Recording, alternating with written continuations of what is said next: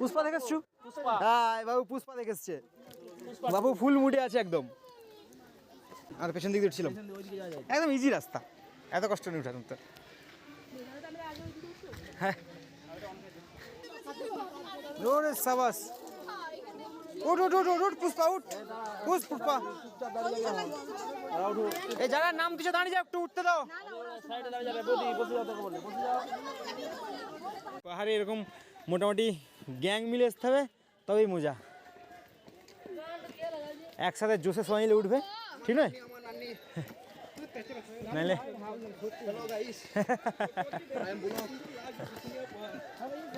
শীতকাল হলো আমাদের কাছে ঘুরতে যাওয়ার একটা দারুণ সময়।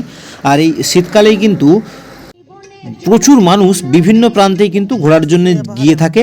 তবে শীতকালে মানুষের প্রথম পছন্দের জায়গা যদি বলেন, তাহলে অবশ্যই সেই তালিকায় প্রথম থাকবে পাহাড়ের নাম। এরপরে কোনো জঙ্গল বা অরণ্য এলাকাতেও মানুষজন ঘুরতে যায়, যেখানে ঝর্ণা পাহাড়ি এলাকা থাকে। তবে গরমকালে বা বর্ষাকালে কিন্তু সমুদ্রের প্রতি একটু আকর্ষণ থাকলেও শীতকালে মানুষের প্রথম পছন্দ পাহাড়। তবে আমাদের পশ্চিমবঙ্গের মধ্যেই রয়েছে বেশ কিছু পাহাড়, যেগুলিতে মানুষজন ঘোরার জন্য এই শীতকালে প্রচুর ভিড় জমিয়ে থাকে। যদি বলেন 1 নম্বরে, তাহলে কিন্তু দার্জিলিং, এবং যদি বলেন 2 নম্বরে, তাহলে হয়তো পুরুলিয়ার অযোধ্যা পাহাড়। এরপরে রয়েছে আরও বেশ কিছু পাহাড়, যেগুলিতে মানুষজন প্রতি শীতকালেই কিন্তু ঘুরতে যায়। তেমনই ঘুরতে গিয়েছিলাম বাঁকুড়াতে। বাঁকুড়া ঘুরতে গিয়েছিলাম গাড়িতে করেই। ভোরবেলায়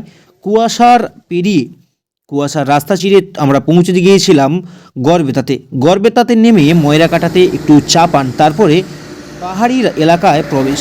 বাঁকুড়াতে প্রবেশ করার পরেই বেশ কিছুটা যাওয়ার পরেই যখন আমরা পাহাড়ি এলাকার সামনে চলে এলাম, দেখতে পেলাম শুশুনিয়া পাহাড়। তারপরে আর কি, মোবাইল বের করে রেকর্ডিং করা শুরু, এবং গাড়ি নিয়েই পৌঁছে গেলাম শুশুনিয়া পাহাড়ের একেবারে ঠিক পিকনিক স্পটে।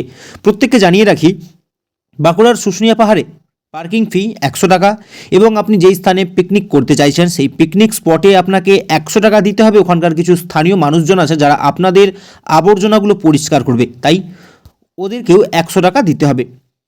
এবং এরপরে আপনারা ওখানে খাওয়া দাওয়া করতে পারবেন, রান্না করতে পারবেন এবং স্নানও করতে পারবেন, সমস্ত ব্যবস্থা রয়েছে। তবে যারা পাহাড়ে উঠতে চাইবে তাদের জন্য 2টো রাস্তা আছে, একটা যেখান দিয়ে প্রচুর মানুষ উঠছে, এবং আরও একটা পিকনিক স্পটের ঠিক পাশ দিয়ে রাস্তা রয়েছে, যেটা কম কষ্ট হবে।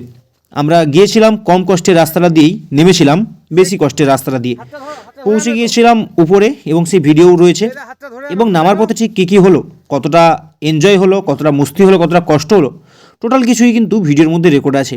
এবং পাহাড়ে ওঠার পরে দেখতে পেলাম যে প্রথম গাছে টাকা ফলে। অনেকেই বলে কোথায় যে টাকা কি গাছে ফলে, তেমনই দেখলাম একটা গাছে টাকা। তবে জানিয়ে রাখি যে টাকাটা কিন্তু গাছে ফলেনি। ওখানকার কোনো একটা রীতি অনুযায়ী বহু মানুষ যারা পয়সা যে রয়েছে, টাকার কয়েন, সেই কয়েনগুলোকে কিন্তু গাছে আটকে দিয়েছে। এবং নিচে পাহাড়ে ওঠার আগে কিন্তু বিধি সতর্কীকরণ যে দেওয়া রয়েছে, সেখানে কিন্তু স্পষ্ট লেখা রয়েছে যে গাছে কেউ পয়সা লাগাবেন না, যেভাবে পয়সাগুলোকে মারা আছে ওইভাবে পয়সা আটকাতে মানা করেছে।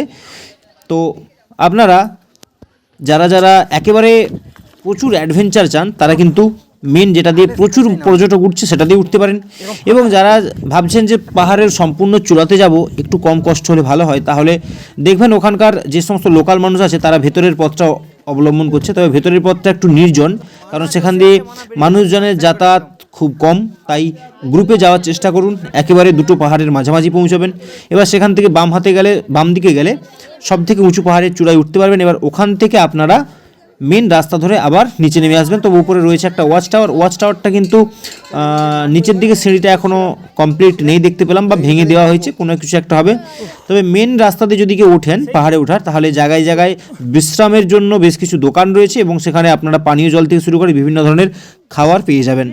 তবে হ্যাঁ, যারা যেতে চাইছেন এবং যারা সেখানে রান্না করে খেতে চাইছেন, প্রয়োজনীয় সমস্ত কিছুটাই কিন্তু আপনাদের বাড়ির আশেপাশের কোনো দোকান থেকে নিয়ে যাওয়ার চেষ্টা করবেন, কারণ পিকনিক স্পটে সব জিনিসের কিন্তু দাম আকাশ ছোঁয়া। ছোট্ট এই ভিডিওর মধ্যে হয়তো সম্পূর্ণ তথ্য আপনাদের সামনে উপস্থাপন করতে পারলাম না, তার জন্য দুঃখিত। যদি ভিডিও ভালো লেগে থাকে অবশ্যই লাইক, কমেন্ট, শেয়ার করে দিও। এর পরবর্তী ট্রিপ অবশ্যই আপনাদের সামনে তুলে ধরব। অবস্থা পুরো একদম তারপিন তেলের মতন হয়ে গেছে, কোনো দাম নেই, কেরাসিনেরও দাম আছে। ওরে বাবারে,